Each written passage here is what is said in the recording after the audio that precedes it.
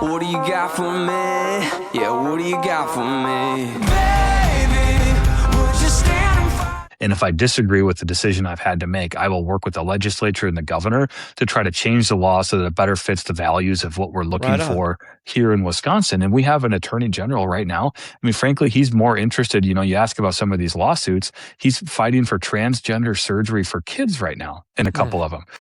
And you compare that to he could have been involved in a lawsuit in West Virginia to protect women's sports. He wouldn't sign his name to that.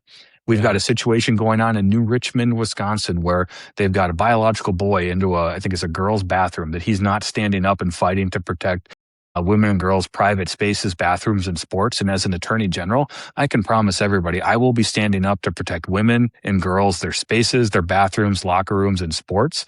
And we need an attorney general that's willing to do that.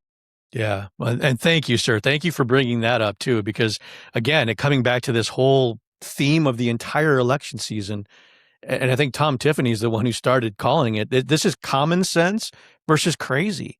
And thankfully the common sense is all around us, that we have great candidates like you who are willing to not only fight for common sense, but also actual justice in our state.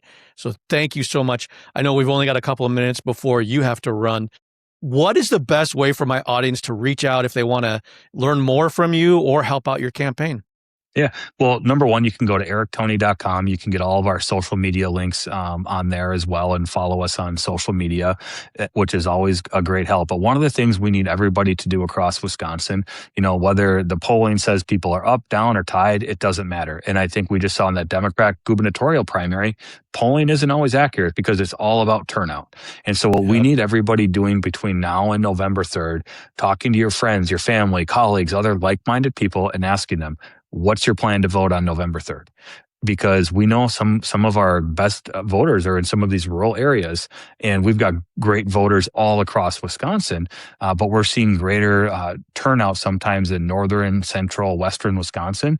But when they don't live in a city, it's harder for them to vote compared to somebody that may drive by their polling place on the way to the grocery store, or they can go early vote at their city clerk's office. And for someone that lives in a township, they don't have that ability. And so that's where we need to make sure they're thinking about what's their plan to vote. Do they need to try and find their early voting window, schedule an appointment with their clerk, get an absentee ballot to make sure that they get it in if they're going to be on vacation, out of town for work, or just not able to get to their polling place, because we've got such amazing voters all across Wisconsin. We've just got to find ways to make sure that they've got a plan to vote, that they know election day is November 3rd, because don't take it for granted that somebody knows we've got an election coming up, because some people are busy raising their family. They're busy working 2 jobs to get by. I mean, we know people are struggling with some of those affordability issues. And, one thing, to say about that, we've got an attorney general, that 400-year property tax increase.